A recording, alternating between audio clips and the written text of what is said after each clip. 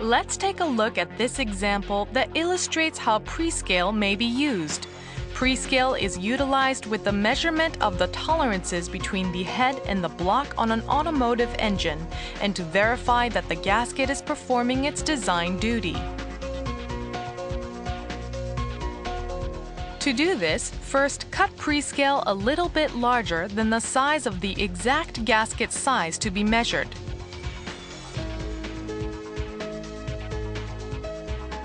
Set the piece of prescale onto the actual gasket position and apply the prescribed torque to the bolts.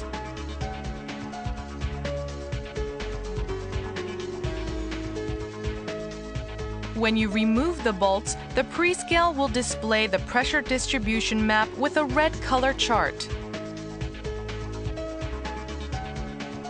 It is very easy to visualize where the highest and lowest pressure points, as well as areas of non-contact, are.